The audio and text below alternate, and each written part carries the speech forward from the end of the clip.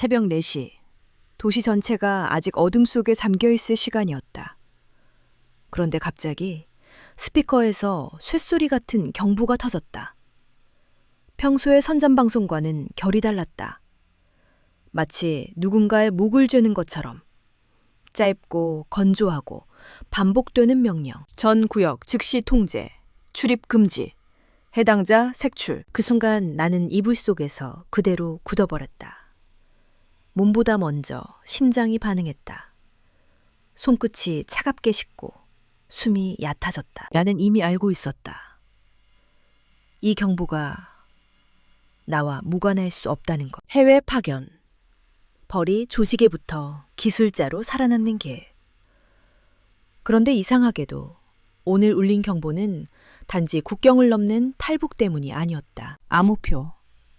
그건 늘 내 주머니 안쪽에 있었다. 종이 한 장, 접힌 선, 잉크 자국, 숫자와 기호. 나는 그걸 단순한 업무 도구로만 생각했다. 매일 바뀌는 접속 코드, 하루치 통신 창구. 어느 시간에 어느 계정이 살아나는지, 누가 접속을 시도했는지. 보안 요원이라면 모를 수 없는 것들. 하지만 나는 그 암호표 뒷면에 무엇이 적혔는지, 그게 어느 정도의 파문을 일으킬 수 있는지 끝까지 과소평가했다.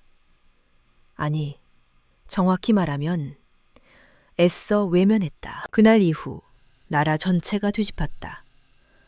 국경이 봉쇄되고 통행은 뼛속까지 조여들었다.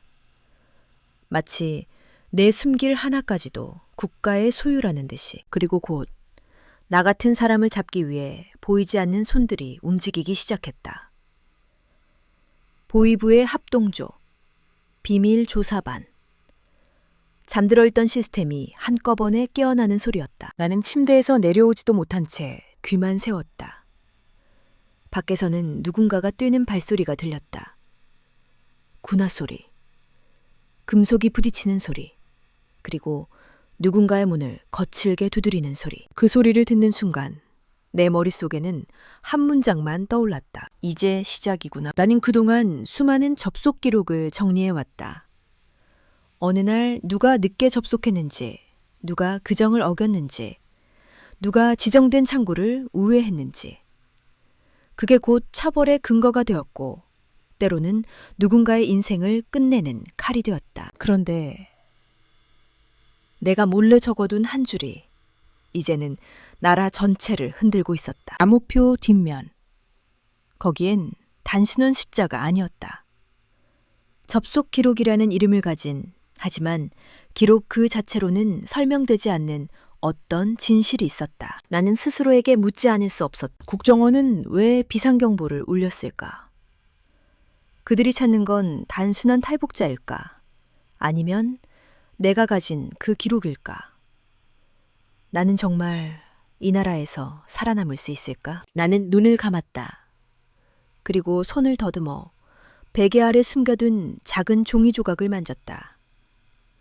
종이는 얇았지만 그 위에 적힌 것들은 너무 무거웠다. 이 이야기의 끝이 어디인지 그때의 나는 몰랐다. 다만 한 가지는 분명했다. 이 경보가 울린 순간부터 나는 이미 사람이 아니라 대상이 되어 있었다는 것. 지금부터 들려드릴 이야기는 한 해외 파견 IT 보안 요원이 남한으로 탈북하기까지의 기록입니다. 끝까지 함께 해주세요. 그날의 경보가 울리기 전까지 나는 겉으로는 안정된 사람처럼 보였다. 해외 파견을 다녀온 기술자, 보안 요원. 조직 안에서는 말수가 적고 일처리가 빠르며 기록이 정확한 사람. 상부가 좋아하는 유형이었다. 질문하지 않고 기계처럼 움직이는 사람. 하지만 그 안정감은 언제나 얇은 얼음 같았다. 우리 집은 평양 변두리의 낡은 아파트 단지에 있었다. 복도에는 늘 눅눅한 냄새가 배어 있었고 겨울엔 창문 틈으로 바람이 스며들었다. 전기가 끊기는 날이 많았다. 어떤 날은 저녁 7시에 불이 들어오고 어떤 날은 새벽까지 캄캄했다. 그래서 우리는 전등보다 먼저 촛불을 찾는 법부터 배웠다. 전기는 있으면 쓰는 것이 아니라 들어오면 감사히 견디는 것이었다. 어머니는 늘 같은 말을 했다. 불 들어올 때 밥 해놔야 한다. 나중엔 또 꺼진다. 그 말 속에는 절망도 분노도 없었다. 그냥 체념이 생활로 굳어버린 사람의 습관뿐이었다. 그런데 나는 그 생활의 바깥에 있었다. 해외 파견 경험이 있다는 이유로 나는 별도의 사무실에서 근무했고 다른 사람들보다 따뜻한 방을 쓰며 전화선이 연결된 자리에서 일을 했다. 누군가에겐 꿈 같은 일이었겠지만 내게는 다른 종류의 감옥이었다. 내 직무는 단순했다. 해외에 파견된 외화벌이 인원들이 사용하는 시스템 접속을 통제하고 통신 창구의 암호표를 관리하며 접속 기록을 검열하는 것. 하루에도 여러 번 나는 암호표를 갈아 끼웠다. 종이를 펼치면 빽빽한 숫자와 기호들이 줄지어 있었다. 특정 시간대의 접속키, 인증 절차, 우회 접속 차량 규칙, 그리고 비상시 즉시 폐기해야 하는 문구들. 암호표를 다루는 손에는 규칙이 있었다. 손에 땀이 나면 안 됐다. 종이가 젖으면 잉크가 번질 수 있었다. 표를 잡을 때도 순서가 있었다. 나는 그걸 무의식처럼 반복했다. 그런데 그 암호표의 뒷면은 원래 비어 있어야 했다. 그건 보안 요원으로서의 상식이었다. 빈칸은 위험이기 때문이다. 그럼에도 나는 어느 순간부터 그 뒷면에 작은 기호들을 적기 시작했다. 처음엔 그냥 개인 메모였다. 이 개점은 이상하다. 이 시간대에 접속이 잦다. 특정 IP가 반복된다. 그 메모는 곧 기록이 되었다. 그리고 나는 그 기록을 버리지 못했다. 왜였을까? 나는 종종 스스로에게 물었다. 내가 정의감이 있어서였을까? 아니면 단순히 내가 가진 기술이 세상을 더 정확히 보게 만들어서였을까? 사실은 더 비겁하고 더 현실적인 이유였다. 나는 두려웠다. 언젠가 모든 일이 뒤집혔을 때 내가 희생양이 될까봐. 이 나라에서 기술자는 칭찬받지만 동시에 가장 먼저 의심받는다. 무언가 터지면 기술자가 손댄 것이 되기 때문이다. 그러던 어느 날 부서 전체에 갑작스런 공지가 내려왔다. 통행증 전수검사, 이동 제한 강화. 정확한 이유는 알려주지 않았다. 사람들은 표정을 감췄지만 눈빛이 달라졌다. 출근길 검문소에서 군인들은 평소보다 오래 신분증을 들여다봤다. 내 통행증도 마찬가지였다. 나는 그날 검문소에서 내 이름을 부르는 소리를 들었다. 한 번, 두 번, 그리고 세 번째쯤에서 나는 확실히 느꼈다. 확인한다는 말이 아니라 기억해둔다는 눈빛이었다. 집으로 돌아오니 어머니는 물을 아끼며 설거지를 하고 있었다. 수돗물은 일정 시간만 나왔다. 바닥에는 대야가 놓여 있었고 그 안에 흐린 물이 남아 있었다. 어머니는 그 물을 마지막까지 떠서 헹구듯 쓰고 있었다. 나는 그 모습을 보며 문득 생각했다. 이 사람은 이렇게까지 견디면서 살았는데 나는 왜 내 목숨이 위태로워지는 순간에야 숨이 막히지? 그날 밤 나는 암호표를 펼쳤다. 종이의 앞면은 평소와 똑같았다. 하지만 뒷면에 적힌 작은 기록들이 내 눈을 찔렀다. 그리고 아주 작은 행동을 했다. 나는 그 종이를 다시 접으면서 평소보다 한 번 더 깊게 눌러 접었다. 마치 그 기록을 내 몸 안쪽으로 더 밀어넣는 것처럼. 이상한 일은 늘 아주 작은 틈에서 시작됐다. 그날 아침 사무실로 들어가자마자 나는 내 책상 위에 놓인 종이 한 장을 봤다. 회색 종이, 붉은 도장, 소환장이었다. 오늘 처발 사시, 정보통신관리소 3시, 면담. 면담이라는 단어는 언제나 부드럽게 포장되어 있었다. 하지만 나는 그 단어가 의미하는 진짜 얼굴을 알고 있었다. 그건 질문이 아니라 두뇌였다. 사람의 말과 표정과 숨소리까지 해체해서 문제의 조각을 찾아내는 과정. 나는 종이를 들고 잠시 멍하니 서 있었다. 옆자리 동료가 내 눈치를 보듯 말했다. 너 뭐야? 또 점검이래? 나는 고개를 끄덕였지만 입은 열지 않았다. 말을 하면 목소리가 떨릴 것 같았다. 보안 요원에게 떨림은 죄가 된다. 흔들리는 사람은 의심받는다. 그래서 나는 가만히 웃는 얼굴을 만들어냈다. 뻔히 형식적인 거겠지. 내가 말하고도 내 말이 거짓말처럼 들렸다. 그날은 암호표 갱신일이었다. 매일 바뀌는 접속키를 새로 배포하고 이전 키를 즉시 폐기하는 날. 나는 종이를 다루는 손끝을 더 조심했다. 사무실 창문은 닫혀 있었고 공기는 건조했다. 종이가 바스락거리는 소리가 이상하게 크게 들렸다. 암호표에는 시간이 적혀 있었다. 09항 초 9정 30 15강 초 12봉 옹바이. 나는 그 숫자들을 볼 때마다 한 사람의 숨을 떠올렸다. 누군가는 이 시간에 접속해 외화를 보고했고, 누군가는 이 시간에 몰래 가족에게 연락하려 했고, 누군가는 이 시간에 사라졌다. 시스템은 늘 접속 실패로 정리했다. 하지만 나는 안다. 접속 실패가 아니라 사람이 실패한 거라는 걸. 점심시간이 지나갈 무렵 사무실 문이 열렸다. 볼부 쪽에서 파견된 감시 담당이 들어왔다. 그는 항상 무표정했고 항상 내 시야의 끝에 있었다. 그가 내 책상 앞에서 잠깐 멈췄다. 그리고 아주 짧게 말했다. 오늘 면담 잊지 말라. 그 말은 사실상 명령도 아니었다. 경고였다. 너를 보고 있다는 확인. 나는 물 한 모금도 삼키지 못하고 목구멍이 바짝 말랐다. 14시가 가까워지자 나는 서랍을 열었다.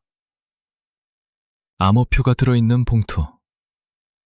원래라면 업무 종료 후 금고에 넣어야 하는 문서들. 그런데 그날 봉투의 모서리가 약간 구겨져 있었다.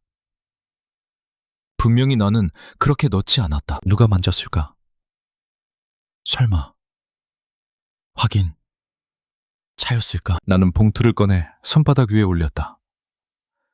종이는 가볍지만 그 가벼움이 내 손목을 무겁게 눌렀다. 나는 본능적으로 봉투 뒷면을 확인했다.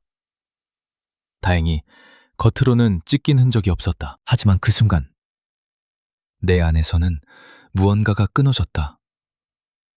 이미 늦었다는 감각이었다. 면담실로 가는 길은 길지 않았다.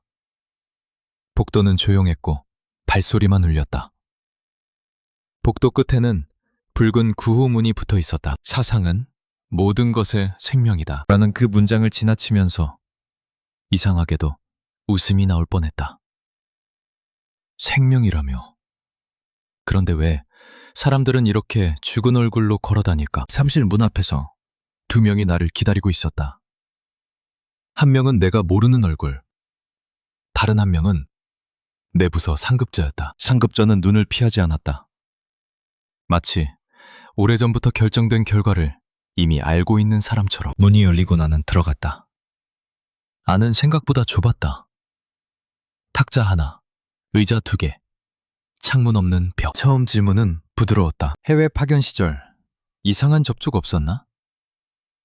외부 정보는 어디까지 봤나? 나는 정해진 답을 했다. 훈련받은 대로. 기계처럼. 그러나 어느 순간 질문의 방향이 바뀌었다. 최근 접속 기록을 다루면서 개인 메모를 남긴 적인. 그 말이 나오자 내 심장이 멎는 줄 알았다. 나는 최대한 천천히 숨을 들이켰다. 그리고 아주 짧게 말했다. 없습니다. 내가 그렇게 말하는 순간 상대는 잠깐 미소를 지었다. 그 미소는 따뜻하지 않았다. 사냥꾼이 함정을 확인하는 표정이었다. 면담이 끝나고 밖으로 나왔을 때 나는 내가 땀에 젖어 있다는 것을 알았다. 복도 끝 창문 너머로 하늘이 보였다. 아무 일도 없다는 듯 맑았다. 그런데 내 머릿속은 한 문장으로만 가득했다. 내가 찍힌 걸까? 며칠 뒤 사람 하나가 사라졌다. 그 사람은 내 부서의 기록 담당이었다. 나보다 나이가 많았고 항상 손끝이 잉크로 검게 물들어 있었다. 컴퓨터를 다루는 내 옆에서 그는 늘 종이를 다뤘다. 전자기록과 종이기록이 동시에 존재해야 하는 나라에서 그는 그 모순을 매일 손으로 정리하는 사람이었다. 그런데 어느 아침 그의 자리가 비어 있었다. 의자는 책상 밑으로 밀려 있었고 펜꽂이는 그대로였다. 커피 대신 마시던 옥수수차 컵도 반쯤 비운 채 그대로. 나는 그 빈자리를 보고도 아무 말도 하지 못했다. 사라지는 것은 늘 예고 없이 찾아오지만 동시에 늘 예고된 것처럼 느껴졌기 때문이다. 점심 무렵이 되자 소문이 퍼졌다. 그는 어젯밤 호출을 받았다고 했다. 집으로 돌아가던 길목에서 차에 태워졌다고도 했다. 누군가는 조사만 받고 곧 돌아올 것이라고 속삭였지만 그 속삭임에는 믿음이 없었다. 그날 오후 사무실 문이 닫혔다. 외부인의 출입이 금지되었다. 그리고 통신실 앞에 새로운 자물쇠가 채워졌다. 그제야 상급자가 우리를 모아놓고 말했다. 오늘부터 특별 검열 기간이다. 각자 업무 관련 자료, 개인 소지품까지 전부 정리하라. 불필요한 메모, 종이, 기록은 즉시 폐기. 그 말이 끝나자 방안이 조용해졌다. 사람들은 고개를 끄덕였지만 서로 눈을 마주치지 않았다. 메모를 폐기하라. 그 말은 곧 기억을 폐기하라는 뜻이었다. 그리고 나는 그 기억을 버리지 못한 사람 중 하나였다. 그날 밤 집으로 돌아오는 길은 평소보다 길게 느껴졌다. 검문소가 늘어났고 야간 검문이 강화되었다. 군인들은 손전등으로 얼굴을 비췄고 이름을 불렀고 통인증을 돌려주며 다시 한번 얼굴을 확인했다. 집에 도착했을 때 어머니는 말없이 밥을 내왔다. 밥상 위에는 소금에 절인 무 하나와 묽은 국이 있었다.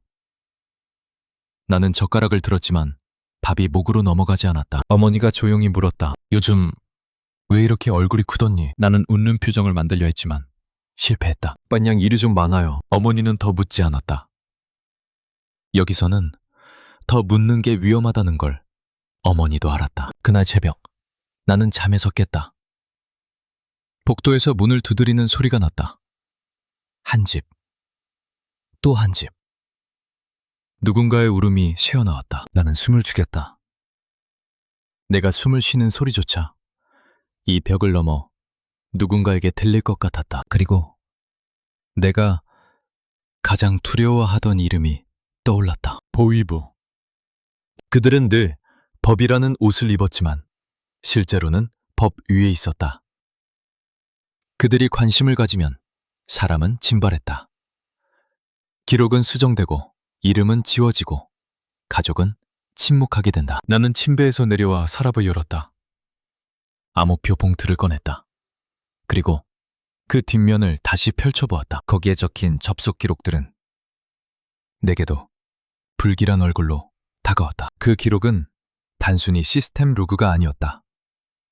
그 안에는 누가 무엇을 숨기고 있는지가 있었다.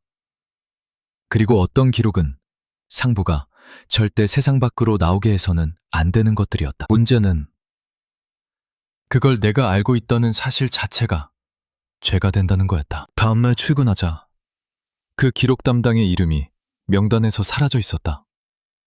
마치 처음부터 존재하지 않았던 것처럼. 그 순간 내 뒷목이 서늘해졌다. 나는 갑자기 깨달았다. 이건 단순 조사 기간이 아니다. 이건 정리 작업이다. 한 명이 사라졌고 그 다음은 누구일? 나는 내 책상 서랍을 닫으며 속으로 되뇌었다. 나일 수도 있다. 아니면 내 가족일 수도 있다. 그날 오후 상급자는 내 자리 옆에 서서 말했다. 요즘 너를 찾는 쪽이 있다. 말 조심해라. 그 말은 충고처럼 들렸지만 사실상 경고였다. 너를 지켜주겠다는 게 아니라 너 때문에 우리까지 죽고 싶지 않다는 의미. 나는 고개를 숙였다. 그리고 처음으로, 정말 처음으로 생각했다. 여기서 살아남는 건 더 이상 버티는 것이 아닐지도 모른다고. 나에게 남은 길은 두 개뿐이었다. 기록을 버리고 살아남든지, 기록을 안고 사라지든지. 그날 밤, 나는 암호표 뒷면을 손끝으로 문질렀다. 잉크가 아주 조금 번졌다. 그 번진 자국을 바라보며 나는 또 한 번 자문했다. 내가 이걸 끝까지 쥐고 있으면 결국 문은 나에게도 닫히겠지. 그리고 마음속에서 문 하나가 조용히 닫히는 소리가 들렸다. 그때부터였다. 나는 보는 눈이 달라졌다는 걸 느꼈다. 처음엔 우연이라고 생각했다. 복도에서 마주치는 사람들의 시선이 조금 길어졌을 뿐이라고. 하지만 우연이 반복되면 그건 우연이 아니었다. 출근길 검문소가 또 드러났다. 이동 제한 강화라는 말이 공기처럼 퍼졌다. 사람들은 아는 척도 하지 않고 모르는 척도 하지 않았다.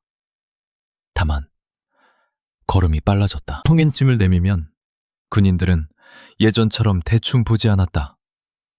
내 이름을 소리내어 읽었고 얼굴을 위아래로 훑었다.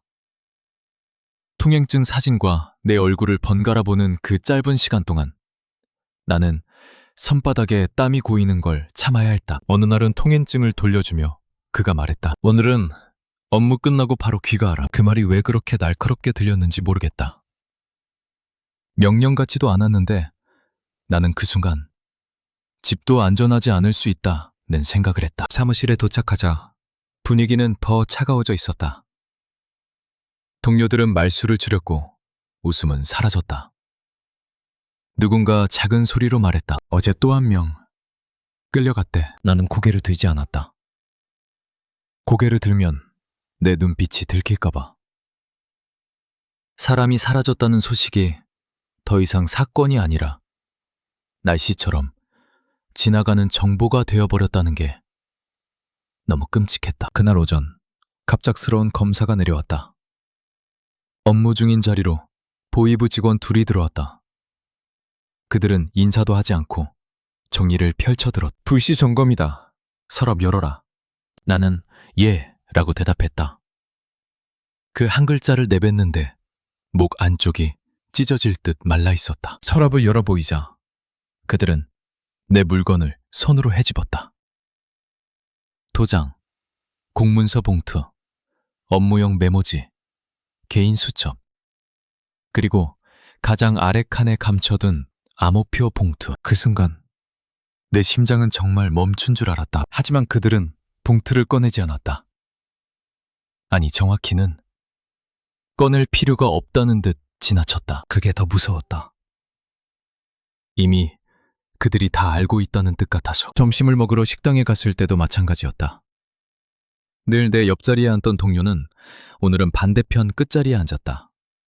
그는 젓가락을 들고도 나를 보지 않았다. 그 침묵 속에서 나는 처음으로 확실히 깨달았다. 나와 가까이 있는 것 자체가 위험한 분위기가 됐구나. 보웨이브가 사람을 접는 방식은 단순했다. 대상을 고립시키고 그 주변 사람들의 마음부터 분리해낸다.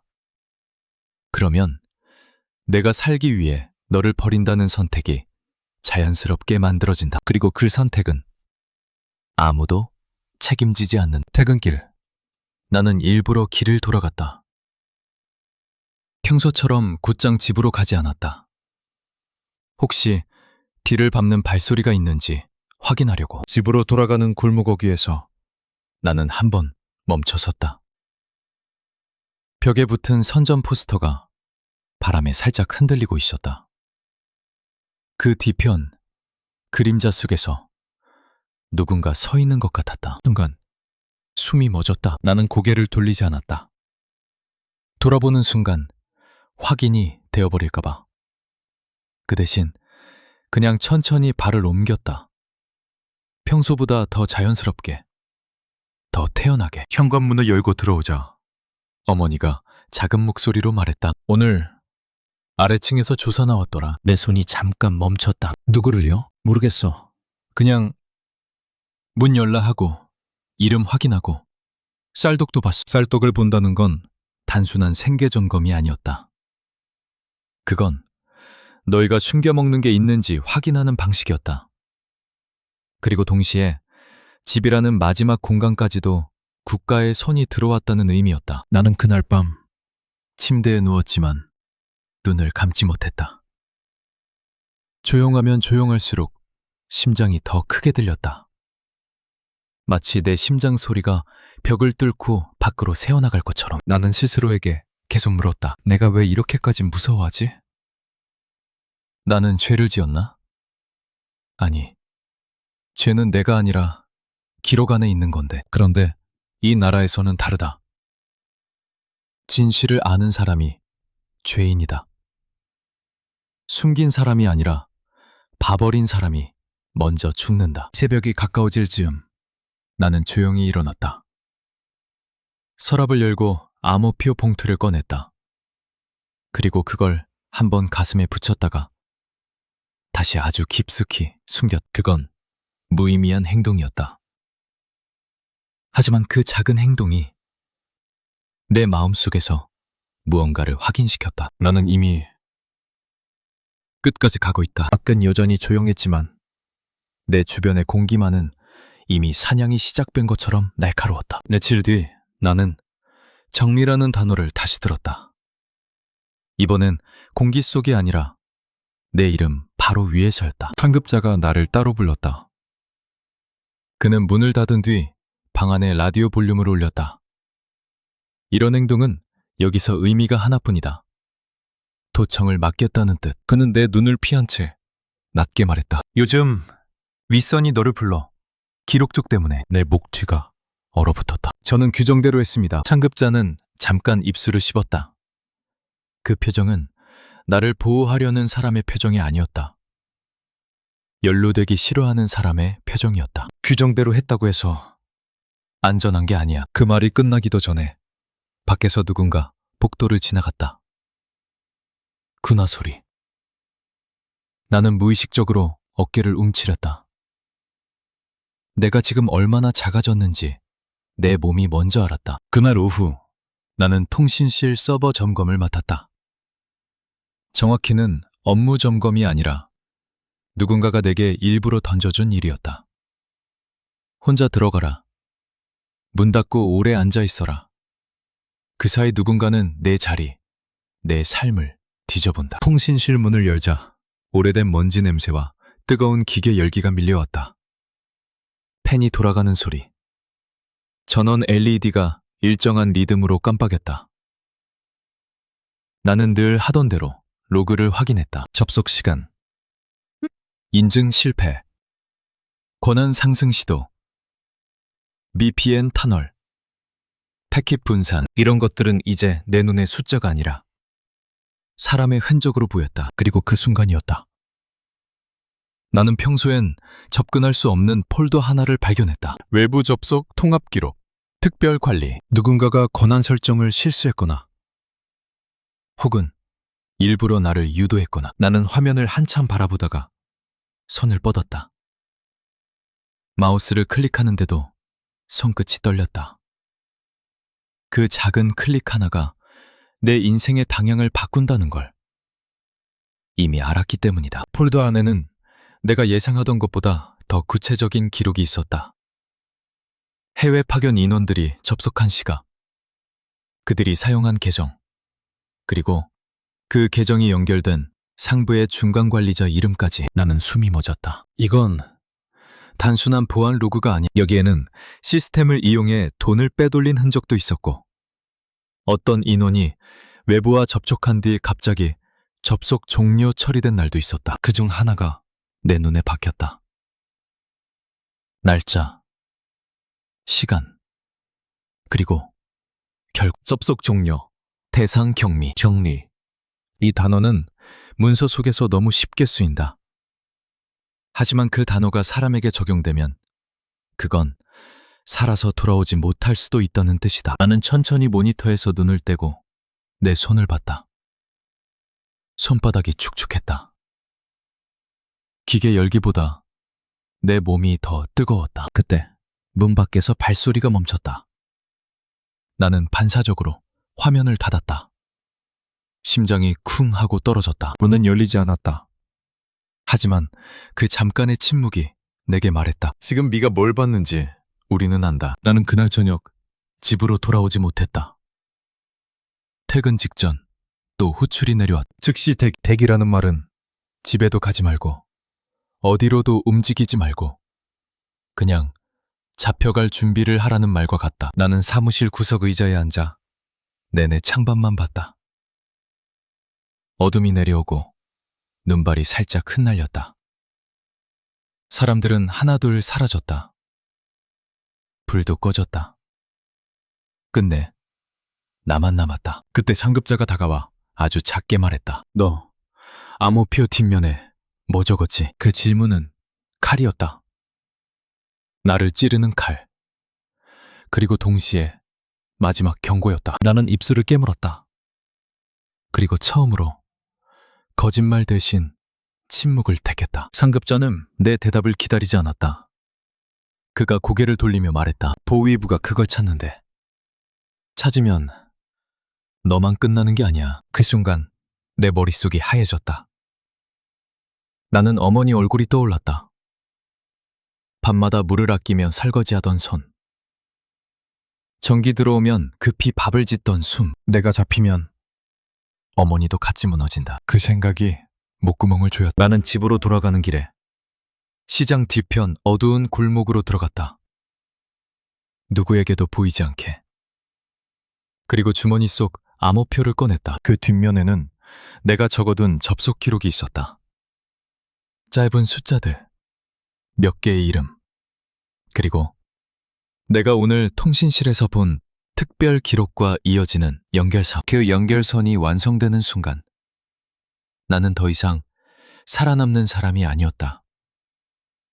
나는 이미 알아버린 사람이었다. 그리고 여기서는 알아버린 사람은 결국 두 가지 중 하나다. 입을 다문 시체가 되거나 국경을 넘어 사라진 배신자가 되거나. 나는 밤바람 속에서 암호표를 손에 꼭 쥐었다.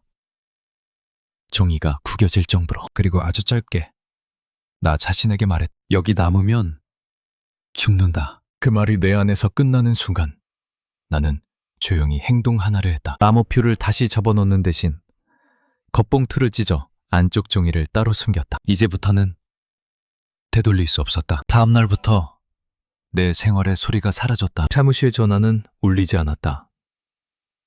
동료들은 내 이름을 부르지 않았다. 복도에서 마주치면 시선만 피했다. 나는 여전히 같은 자리에서 같은 일을 했지만 이미 조직 밖으로 밀려난 느낌이었다. 그날 아침 출근하자마자 통신실 책임자가 말했다. 오늘부터 네 업무 범위 조정이다. 업무 범위 조정. 그 말은 사실상 권한 박탈이었다. 나는 서버 접근 권한을 일부 잃었고 암호표를 직접 다루는 역할에서도 빠졌다. 대신 단순 로그 출력과 종이 정리만 맡았다. 보안 요원이 아니라 기록을 나르는 심부름꾼처럼. 그런데 이상하게도 그게 오히려 더 위험하다는 걸 나는 알고 있었다. 권한을 뺏는다는 건 곧 너는 더 이상 필요한 사람이 아니다 라는 뜻이고 필요 없는 사람은 언제든 처리할 수 있다는 뜻이기 때문이다. 그날 오후 내 자리로 작은 지시가 내려왔다. 퇴근 후 외부 창고로 문서 운반. 외부 창고는 행정건물 뒤편. 낡은 철문 하나로 막힌 곳이었다. 나는 그 지시를 받는 순간 심장이 묘하게 가라앉았다. 나를 밖으로 빼내려는 건가? 퇴근 무렵 창밖의 하늘이 탁해졌다. 눈이 내릴 듯 말 듯 공기가 뿌옇게 눌렸다.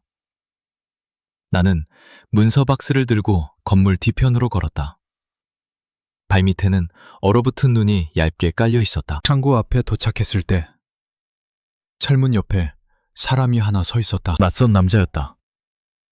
군복은 아니었지만 단정한 외투, 짧은 머리, 그리고 무엇보다 숨이 너무 조용했다. 그는 나를 보자마자 말했다. IT 보안 요원 동무 맞소? 나는 대답하지 않았다. 대답하는 순간 그 질문이 공식이 되는 것 같았다. 남자는 내 눈치를 보듯 한 걸음 다가왔다. 여기서 오래 살고 싶으면 말 잘해야 하오. 그 한 문장으로 충분했다. 보위부. 그들의 말투는 언제나 비슷했다.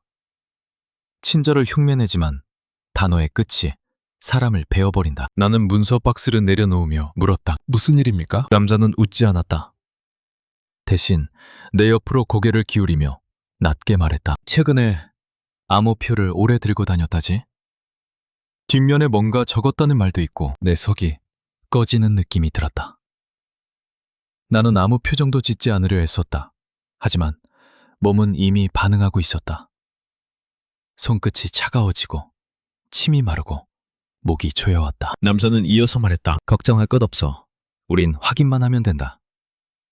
그 종이만 내면 너도 집도 조용해질 수 있어. 조용해질 수 있다.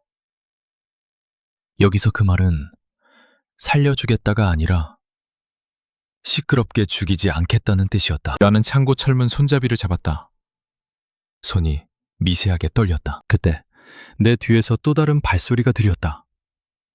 한 명이 아니었다. 그 뒤편 그림자 속에서 두 번째 사람이 나왔다. 그리고 그 순간 나는 확신했다. 이건 면담이 아니다.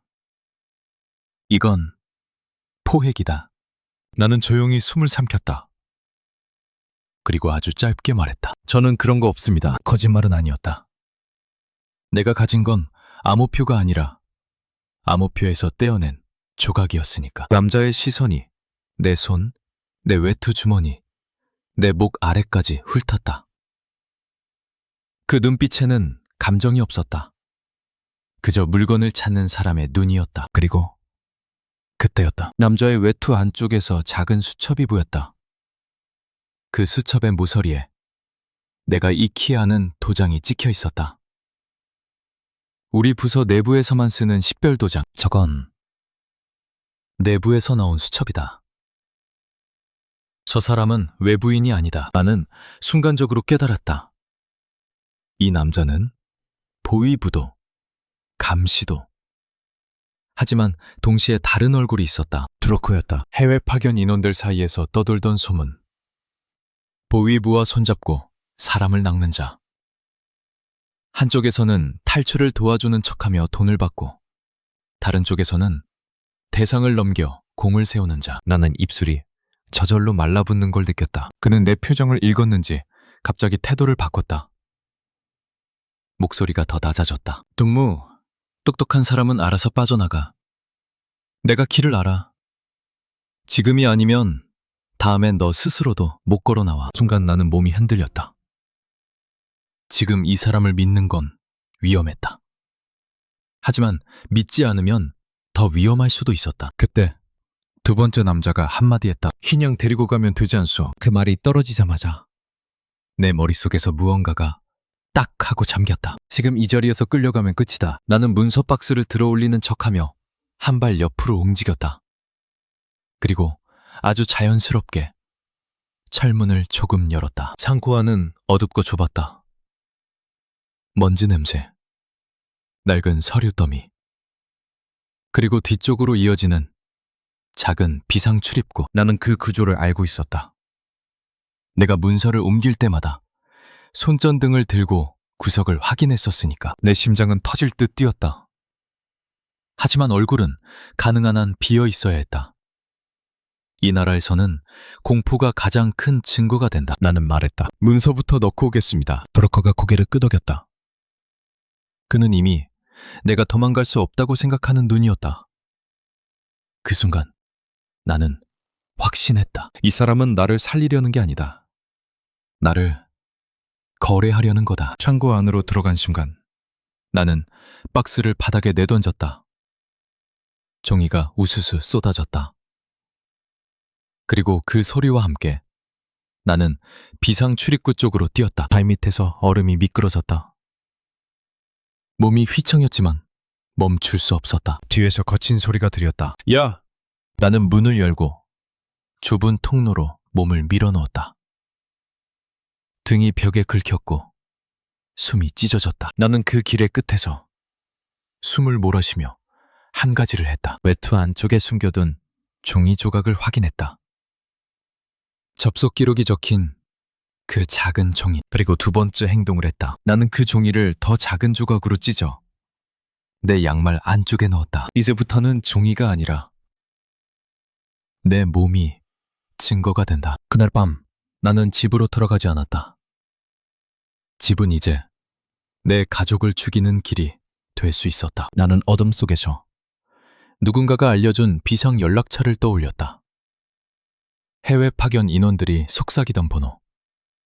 절대 믿지 말라면서도 마지막 순간엔 누구나 떠올린다는 번호. 나는 손이 떨리는 걸 억누르며 공중전화 부스에 들어갔다. 그리고 수화기를 들었다. 짧은 신호음 뒤 낯선 목소리가 받았다. 말해. 나는 아주 작게 하지만 분명히 말했다. 나가야 합니다. 수화기 너머의 목소리는 감정이 없었다. 그게 오히려 이상할 정도로 안심이 됐다. 감정이 없는 목소리는 적어도 흔들리지 않는다. 흔들리지 않는 사람은 실수도 적다. 어디냐? 나는 공중전화 부스의 유리창에 비친 내 얼굴을 봤다. 눈이 움푹 꺼져 있었다. 입술은 말라서 하얗게 갈라져 있었다. 남은 주소를 말하지 않았다. 여기서는 주소를 말하는 순간 그 장소가 사고 지점이 된다. 시장 뒤 버려진 창고 근처 북쪽으로 세 블록. 잠깐 침묵. 15분. 움직이지 마. 뚝. 전화가 끊어지자 나는 수화기를 내려놓지 못했다. 손이 얼어붙은 듯 붙어 있었다. 내가 방금 부른 게 구조였는지 함정이었는지 알 방법이 없었다. 하지만 한 가지는 확실했다. 이제 나는 선택지가 없었다. 나는 부스 밖으로 나와 가장 어두운 골목으로 들어갔다. 벽에 몸을 붙이고 서서 숨을 고르며 귀를 세웠다. 멀리서 군화 소리가 들릴 때마다 심장이 움찔했다. 나를 찾는 사람은 이미 움직이고 있을 것이다. 나를 잡으면 끝나는 게 아니니까. 내가 가진 건 단순한 팔북 의지가 아니라 기록이었다. 그 기록은 국가가 가장 싫어하는 종류였다. 돈의 흐름, 사람의 실종, 그리고 해외 파견망의 접속 흔적을 따라 연결되는 윗선의 이름들. 나는 그걸 알게 된 날부터 살아있는 게 이상한 사람이 됐다. 그때였다. 골목 끝에서 낡은 트럭 한 대가 천천히 들어왔다. 헤드라이트를 켜지 않았다. 도시의 어둠 속에 섞여 마치 원래부터 그 자리에 있던 것처럼 움직였다. 차가 내 앞에서 멈췄다. 창문이 반쯤 내려갔다. 손 보여? 나는 두 손을 천천히 들어 올렸다. 운전석의 남자는 내 얼굴을 길게 보더니 고개를 끄덕였다. 파! 나는 트럭 뒷칸으로 올라탔다. 천막안은 냄새가 났다. 기름 냄새, 젖은 마대 냄새, 오래된 찰 냄새. 내 몸이 떨리는 걸 느꼈다.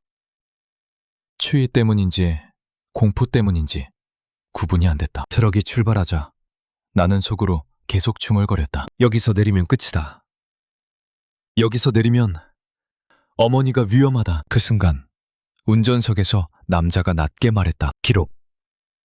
가지고 있지? 나는 대답하지 않았다. 그 침묵이 대답이었다. 런건 네가 혼자 쥐고 있으면 죽어. 우린 그런 걸 키라고 부른다. 키 가진 사람은 국경도 열어. 키. 열쇠. 나는 내 양말 안쪽에 숨겨둔 종이 조각을 떠올렸다. 그 작은 조각이 정말 나라의 문을 연다고?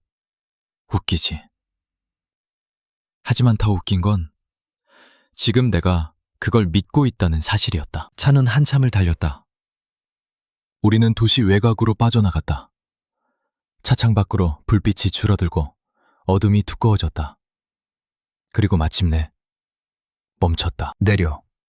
나는 천막을 걷고 내려섰다. 그곳은 작은 작업장 같은 곳이었다. 철문이 하나 있었고 안쪽에서 희미한 전구 불빛이 새어나왔다. 문이 닫히자마자 그 남자는 나를 의자에 앉혔다. 그리고 아주 짧게 말했다. 이제 진짜 얘기해. 왜 시스템이 너 하나 때문에 미쳐 돌아가는지. 그 말이 뼛속까지 찔렀다. 그래. 이건 단순한 탈북 사건이 아니다. 나라 전체가 경보를 울릴 만큼의 이유가 있다. 나는 천천히 숨을 들이켰다. 그리고 내 입에서 처음으로 진짜가 나왔다. 암호표 뒷면에 접속 기록을 적었습니다. 정상 접속이 아니라 특수 접속. 위에서만 쓰는 통로가 있었어요. 그걸 통해 사람을 빼냈고 돈을 옮겼고 어떤 사람은 접속 종료 처리 뒤에 사라졌습니다. 남자의 눈빛이 변했다. 처음으로 감정이 들어왔다. 놀람이 아니라 계산. 이름도 있나? 나는 고개를 저었다. 조각입니다. 이름은 다 못 적었습니다. 하지만 연결됩니다. 계정, 그리고 스민 코드가. 그는 잠깐 생각하더니 자리에서 일어나 라디오를 켰다. 낯선 채널, 빠른 말. 그 사이사이 들려오는 단어들이 내 등골을 어이었다. 통신 차단. 그렇다. 그들은 이미 움직이고 있었다. 기록을 지우기 위해서가 아니라 기록을 본 사람을 지우기 위해서. 남자는 라디오를 끄고 말했다. 너 하나 때문에 암호 체계가 바뀌고 있다. 지금 바뀌면 네 기록도 쓸모 없어져. 그러니까 지금 당장 국경으로 간다. 국경. 그 말을 듣는 순간 내 위장이 움켜쥐어지는 것 같았다. 나는 아직 집도 떠나지 못한 사람인데, 아직 어머니 얼굴을 마지막으로 보지도 못했는데 벌써 강을 건너야 한다고? 나는 입술을 떨며 물었다. 어머니는요? 남자는 시선을 피하지 않고 말했다. 남으면 네 어머니부터 건드린다. 그게 이쪽 방식이야. 그 말이 너무 조용해서 더 잔인했다. 나는 결국 고개를 숙였다. 그리고 내 안에서 무너지는 소리를 들었다. 나는 그날 밤 작업장 구석에서 물 한 컵을 마셨다. 목이 찢어질 것처럼 말라 있었는데도 물은 차갑게만 느껴졌다. 그리고 깨달았다. 내가 도망치는 이유는 단지 내가 살기 위해서가 아니었다. 내가 잡히면 내 가족도 연결된 죄로 사라진다. 나는 그걸 너무 잘 아는 사람이었다. 새벽이 다가오자 남자는 내게 낡은 외투를 던졌다. 내일부터 넌 다른 사람이다. 이름도 말투도 걸음도. 나는 외투를 받아들고 손끝으로 천을 쓸어내렸다. 그 감촉이 이상하게 낯설었다.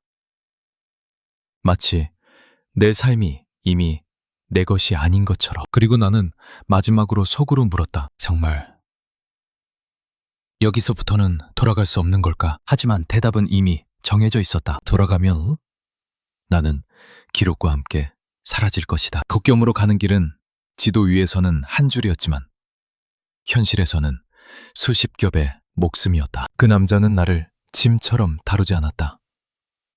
하지만 친절도 없었다. 그건 나를 살리기 위한 태도가 아니라 살아남을 확률을 높이기 위한 방식이었다. 새벽 3시, 우리는 다시 이동했다. 이번엔 트럭이 아니었다. 낡은 승합차. 창문엔 먼지가 끼어 밖이 잘 보이지 않았다. 나는 뒷좌석 바닥에 몸을 웅크렸다. 머리를 들면 안 됐다.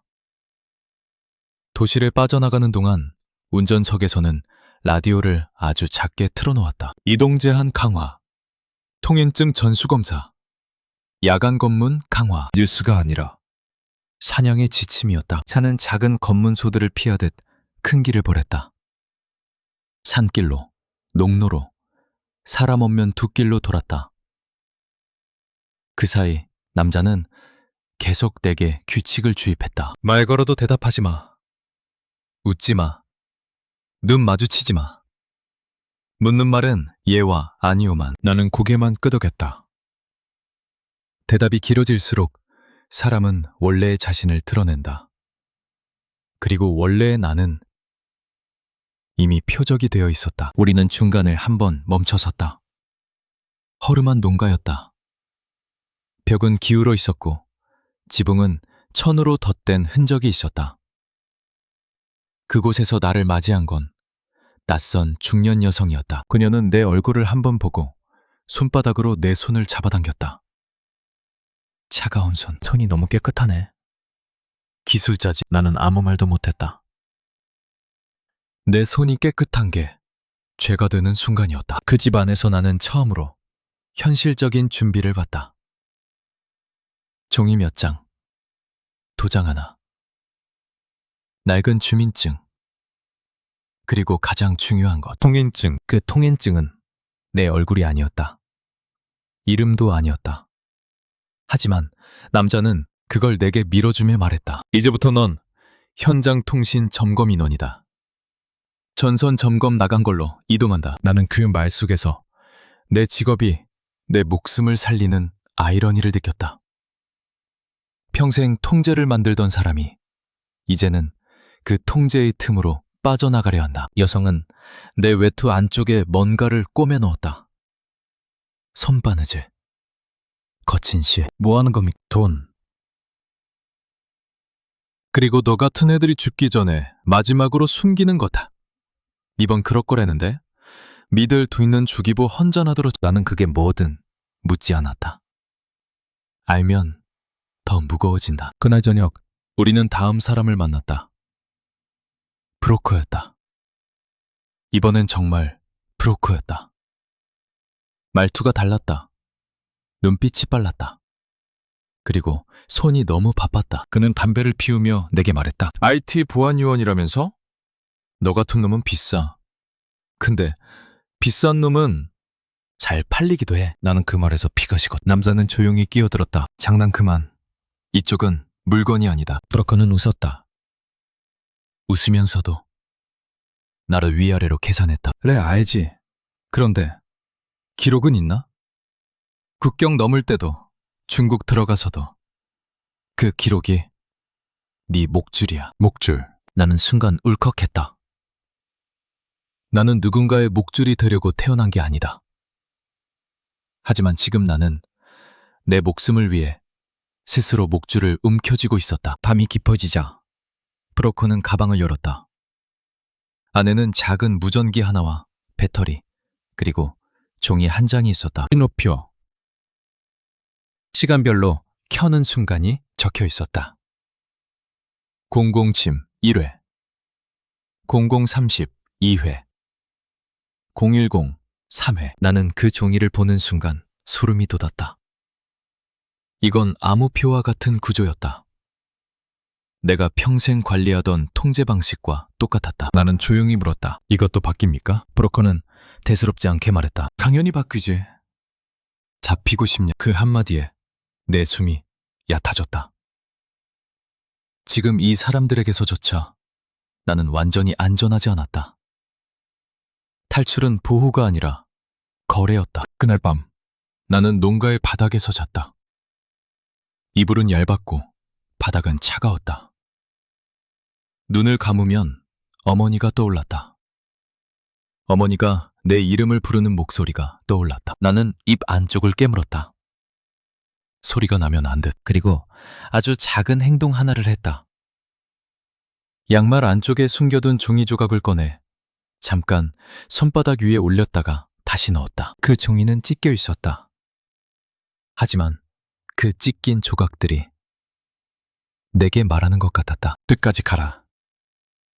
멈추면 너는 기록처럼 지워진다. 새벽이 오기 전 브로커가 나를 깨웠다. 출발한다.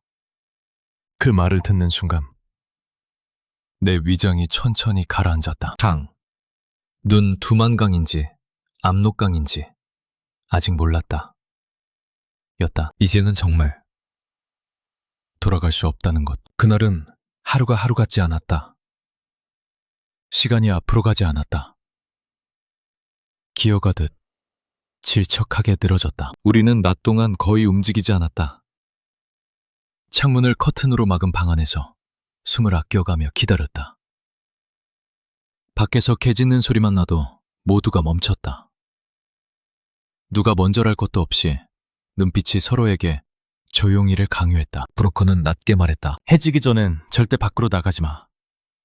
오늘은 검문이 심하다. 나는 그 말이 너무 익숙해서 오히려 소름이 돋았다. 검문이 심하다. 그 말은 곧 어딘가에서 사람이 하나 빠져나갔고 그 때문에 시스템이 분노했다는 뜻이었다. 그리고 그 빠져나간 사람이 바로 나였다. 나는 방구석에 앉아 내 손을 내려다봤다. 손톱 끝이 부러져 있었다. 창고에서 도망치며 긁힌 자국. 내 몸에 작은 상처들이 내가 아직 살아있다는 것을 증명하는 것 같았다. 그런데도 이상했다. 살아있는 느낌이 나지 않았다. 나는 이미 내 이름을 버렸고, 내 집을 버렸고, 내 목소리를 버렸다. 이제 남은 건 숨쉬는 기계 같은 몸 하나뿐이었다. 오후가 조금 지나자 밖에서 낯선 엔진 소리가 들렸다. 브로커가 창문 틈으로 조심히 내다보더니 얼굴이 굳었다. 야간 검문조가 앞길을 막았다. 나는 입술이 저절로 마르고 혀끝이 떨렸다. 오늘 못 가는 겁니까? 브로커는 고개를 저었다. 오늘 못 가면 끝이야. 지금은 네가 아니라 네 기록이 문제다. 윗선이 미쳐 돌아가고 있어. 윗선. 그 단어가 나오자 내 뇌 속에서 통신실 서버 로그들이 번쩍 스쳤다. 특별 기록. 슬은. 내가 떠올리는 것만으로도 몸이 굳었다. 나는 그날 낮 아주 작은 소리를 들었다. 라디오가 아니라 바깥 세상에서 들려온 소문이었다. 이번엔 기술자 놈 하나 때문에 암호가 다 바뀐다더라. 통신 쪽 사람들 다 불려간대. 나는 그 말을 듣고 이탈된 사람처럼 멍해졌다. 정말로 나 하나 때문에? 아니, 정확히는 내가 쥐인 종이 조각 때문에? 어쩌면 나라가 두려워하는 건 내가 아니라 내 손 안에서 연결되는 진짜 얼굴일지도 모른다. 해가 지기 시작하자 브로커는 내게 옷가지를 던졌다. 낡은 작업복, 기름때 묻은 모자, 군용 벨트. 갈아입어. 오늘은 공무로 이동하는 척한다. 말 그대로 가짜근. 나는 옷을 받아들고 잠깐 멈칫했다. 내가 평생 지키던 규정과 절차를 이제는 내가 직접 석여야 했다. 이렇게 쉽게, 이렇게 빠르게 사람이 바뀔 수 있다는 사실이 무서웠다. 옷을 갈아입는 동안 나는 뒷주머니 속에 숨겨둔 걸 확인했다. 양말 안쪽 종이 조각, 가슴 안쪽 꿰맨 돈, 그리고 통인증. 내 신분은 지금 세 겹이었다. 진짜 내가 있고 가짜 내가 있고 그 가짜를 지키기 위해 숨겨야 하는 진짜 기록이 있었다. 밤이 완전히 내려오자 우리는 움직였다. 차는 헤드라이트를 꺼둔 채 천천히 골목을 빠져나갔다. 길은 얼어 있었고 바퀴가 미끄러질 때마다 내 심장이 같이 미끄러졌다. 첫 번째 검문소. 브로커는 아무렇지 않게 창문을 내렸다. 군인이 손전등으로 차 안을 훑었다. 빛이 내 얼굴에 닿는 순간 나는 숨이 멎었다. 군인이 묻는다. 어디 가는 길이냐? 브로커가 짧게 답했. 전선 점검, 통신 이상. 군인이 내 얼굴을 봤다. 나는 눈을 내리깔았다.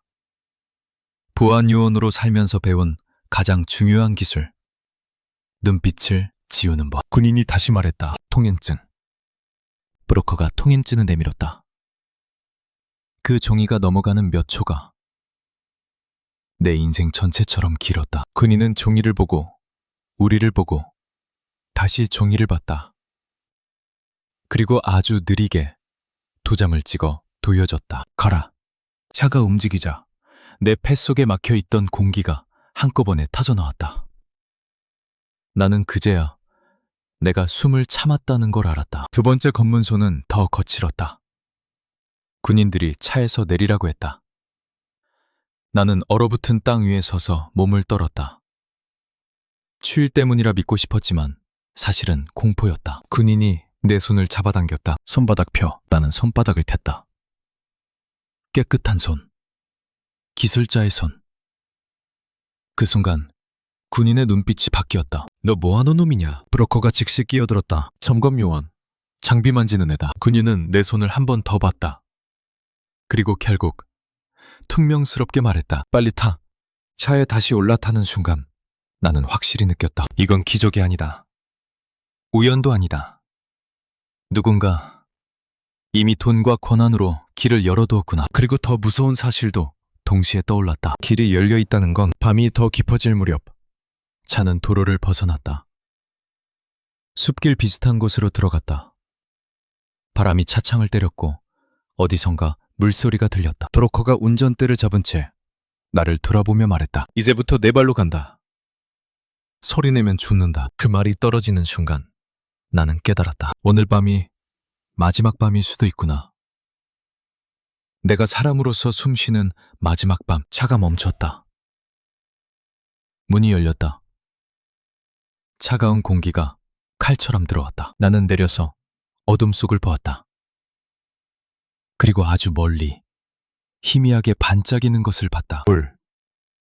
그 순간 내 머릿속에는 단 하나의 문장만 남았다. 지금 가야 한다. 나는 이를 악물고 한 발을 앞으로 내디뎠다. 강은 생각보다 조용했다. 하지만 그 조용함이 오히려 더 위험했다. 물소리는 거의 들리지 않았다. 대신 물 위로 올라오는 차가운 안개가 모든 것을 삼켜버리고 있었다. 하얗게 눌린 밤. 앞에 무엇이 있는지 보이지 않았다. 내가 어디를 딛고 있는지도 확신할 수 없었다. 브로커는 내 귀 가까이에서 속삭였다. 안개 낀 날이 제일 좋아. 눈은 멀고 귀는 늦어. 나는 그 말을 믿고 싶었다. 하지만 내 몸은 이미 안 믿고 있었다. 손끝이 굳어가고 무릎이 떨렸다.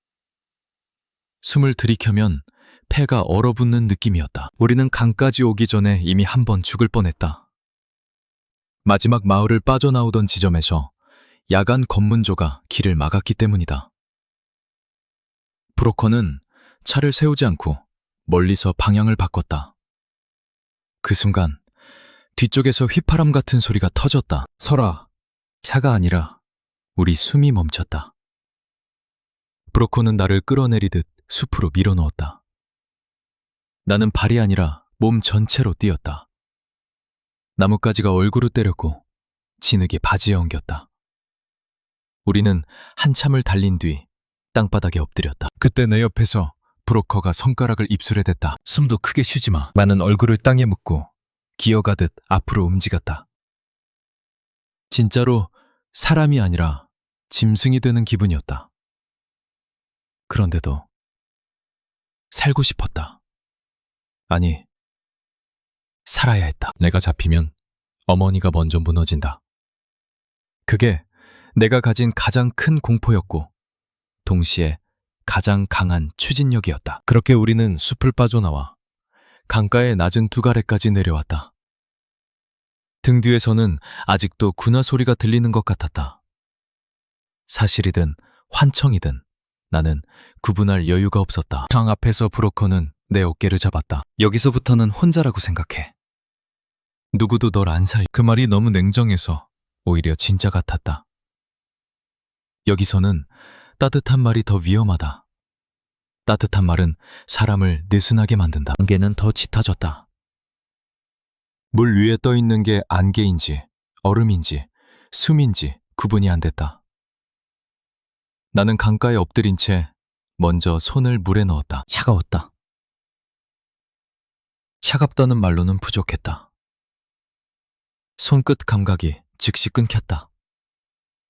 마치 누군가 내 손을 도려낸 것 같았다. 브로커가 내 옆에서 낮게 말했다. 천천히. 발자국 남기지 말고. 기어. 나는 고개를 끄덕이고 진짜로 땅을 기었다. 몸을 최대한 낮추고 팔꿈치로 진흙을 밀어내며 물가로 들어갔다. 물은 처음엔 발목, 그 다음은 종아리, 그리고 무릎까지 차올랐다. 숨이 떨렸다. 치아가 딱딱 부딪혔다. 하지만 이를 악물었다. 소리가 나면 끝이다. 우리는 로프 같은 것을 사용하지 않았다. 배도 없었다. 강은 넓지 않았지만 내 몸은 이미 얼어가고 있었다. 중간 지점에서 갑자기 발이 미끄러졌다. 진흙이 아니라 얼어붙은 얇은 얼음층이었다. 그 순간 내 몸이 옆으로 쏠렸고 차가운 물이 가슴까지 덮쳤다. 숨이 터졌다. 소리가 목에서 나올 뻔했다. 나는 입을 두 손으로 막았다. 그리고 눈을 크게 뜬 채 물속에서 몸을 버텼다. 심장이 물속에서 뛰는 것 같았다. 그때 어디선가 금속이 부딪히는 소리가 났다. 멀리서 불빛이 스치듯 움직였다. 브로커가 내 팔을 잡아당겼다. 그 손은 무지막지하게 세웠다. 살리려는 게 아니라 끌고 가려는 손. 움직여. 나는 물속에서 다시 기어갔다. 가슴이 죄어왔다. 몸이 내 것이 아니었다. 다만 본능만 남아있었다. 한 발, 한 발. 아니, 한 팔꿈치, 한 팔꿈치. 그렇게 강이 반대편 누객에 손이 닿았을 때 나는 울 뻔했다. 하지만 울면 안 됐다. 울면 내가 살아있다는 증거가 된다. 나는 마지막 힘으로 둑 위로 몸을 끌어올렸다. 진흙이 입 안에 들어왔다. 숨이 넘어오지 않았다. 나는 땅 위에서 잠깐 죽은 사람처럼 누워 있었다. 그때 브로커가 내 귀에 속삭였다. 아직 끝 아니야. 우리는 바로 달리지 않았다. 오히려 더 낮게, 더 조용히, 더 천천히 움직였다. 강을 건넜다는 사실이 우리를 살리는 게 아니었다. 강을 건넜다는 사실이 오히려 더 큰 사냥을 부른다. 반대편은 중국단이었다. 하지만 국가가 바뀌었다는 느낌은 없었다.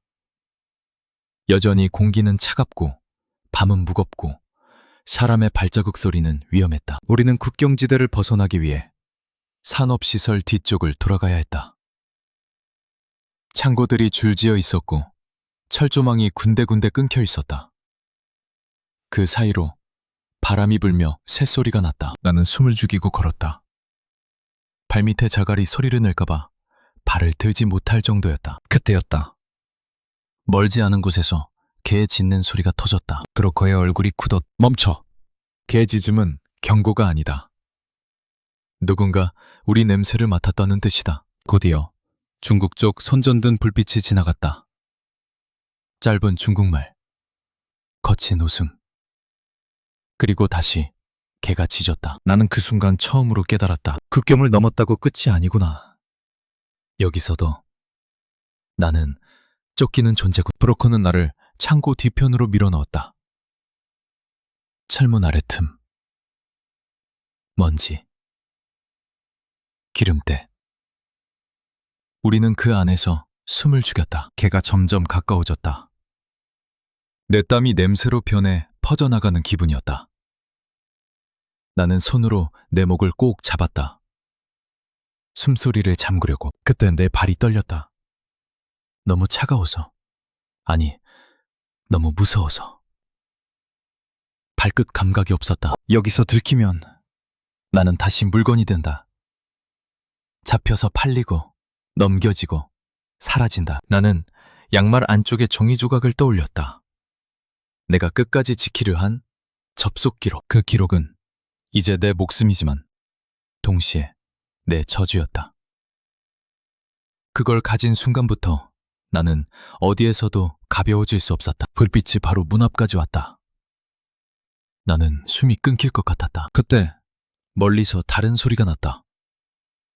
차 소리, 경적, 누군가 고함치는 소리. 불빛이 그쪽으로 튀었다. 걔도 방향을 바꿨다. 브로커가 내 팔을 잡고 다시 끌어냈다. 지금 우리는 어둠을 가르며 달렸다. 더 이상 조용히 움직이는 게 아니었다. 이제는 시간과의 싸움이었다. 살아야 했다. 한참을 뛰어 우리는 작은 폐건물 안으로 들어갔다. 그 안에서 기다리고 있던 또 다른 사람이 있었다. 중국말을 쓰는 남자. 그는 우리를 보자마자 문을 잠갔다. 브로커가 말했다. 이제 안전 지점이야. 여기서부터는 남쪽으로 넘기는 팀이 맡아. 남쪽. 남쪽. 나는 그 말을 듣는 순간 다리가 풀려 바닥에 주저앉았다. 살았다는 안도감이 아니라 긴장이 끊기며 몸이 망가지는 느낌이었다. 내 손은 아직도 떨렸다. 젖은 옷은 피부에 달라붙어 얼어붙었다. 하지만 나는 살아있었다. 브로커가 마지막으로 내 얼굴을 보며 말했다. 너 기록 절대 내놓지 마. 너 자신보다 그게 더 오래 살아야 한다. 나는 대답하지 못했다. 입이 움직이지 않았다. 대신 아주 작은 행동을 했다. 나는 종이는 젖어 있었지만 사라지지 않았다. 그날 밤 나는 처음으로 생각했다. 강은 건넜다. 하지만 나는 아직 완전히 벗어난 게 아니다. 밖에서는 여전히 누군가가 나를 찾고 있을 것이다. 그리고 내 안에는 여전히 그들을 미치게 만드는 작은 기록이 숨쉬고 있었다. 나는 눈을 감았다. 그리고 속으로 말했다. 살았는데 아직 끝이 아니군. 한국 땅을 밟았을 때 나는 기뻐서 울지 못했다. 오히려 아무 감각이 없었다. 비행기 문이 열리고 차가운 공기가 얼굴에 닿았는데도 나는 춥다는 생각조차 들지 않았다. 그저 귀가 멍했고 발바닥이 낯설었다. 마치 내 몸이 아닌 것처럼. 누군가가 내 이름을 불렀다. 아니, 이제는 이름이 아니었다. 번호였다. 나는 고개를 들고도 대답을 늦게 했다. 여기 있습니다. 내 목소리가 너무 낯설었다. 평생 속삭이며 살던 사람이 갑자기 대답을 해야 하는 순간, 대답하는 게 이렇게 어렵다는 걸 나는 그제야 알았다. 하나원 생활은 안전했지만 편하지 않았다. 문이 잠겨있다는 사실이 안전인데도 내 몸은 그 잠금 소리에 계속 반응했다. 찰컥 하고 문이 닫힐 때마다 나는 본능적으로 어깨를 움츠렸다. 밤에는 더 심했다. 불이 꺼지면 머릿속이 켜졌다. 두만강의 물냄새, 안개 속에서 흔들리던 불빛, 개 짖는 소리, 창고 철문 앞에서 들었던 야! 하는 외침. 나는 한국에 와서도 여전히 도망치고 있었다.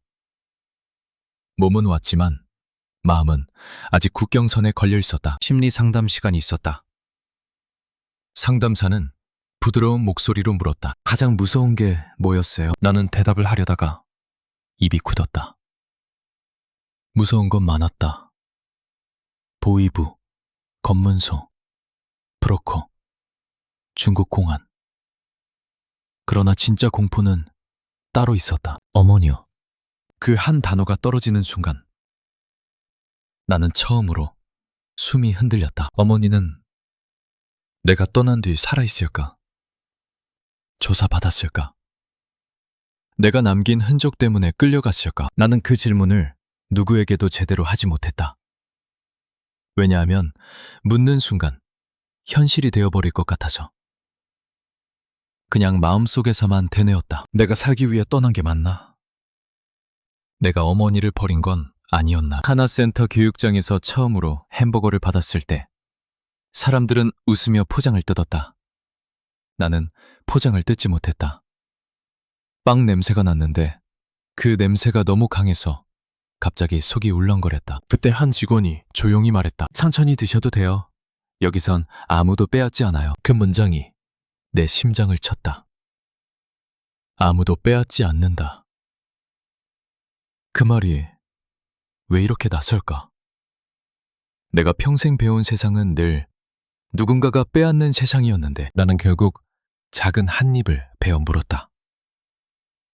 입안에 부드러운 빵이 닿는 순간 갑자기 눈물이 났다. 맛있어서가 아니었다.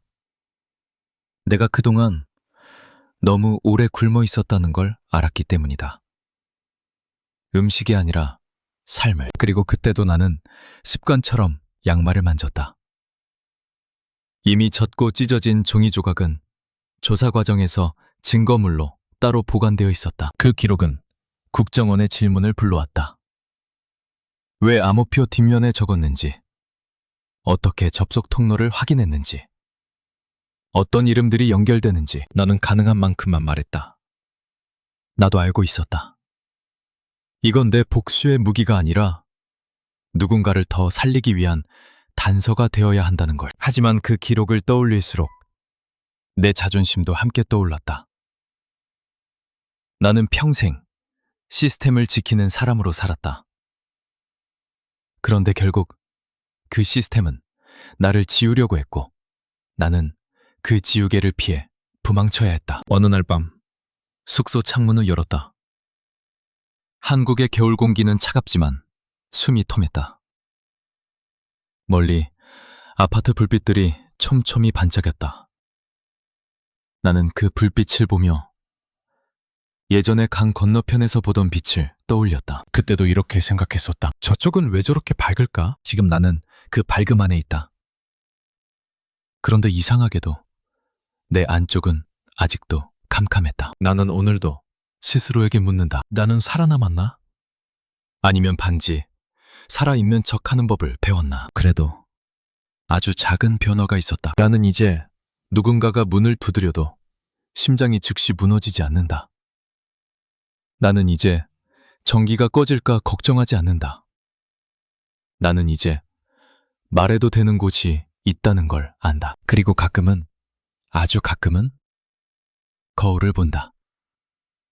도망치는 눈빛이 아니라 살아있는 눈빛을 찾으려고. 내가 한국에서 처음 배운 건 자유가 아니라 숨이었다. 숨을 크게 쉬어도 누구도 나를 끌고 가지 않는다는 사실. 나는 여전히 두렵다.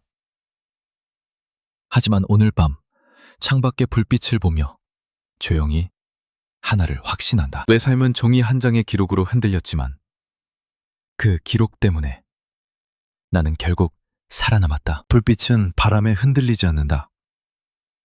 그냥 거기서 계속 켜져 있다. 나도 언젠가는 그렇게. 흔들리지 않고 살아갈 수 있을까? 나는 창문을 닫고 천천히 불을 끈다. 그리고 어둠 속에서 처음으로 내일을 생각한다.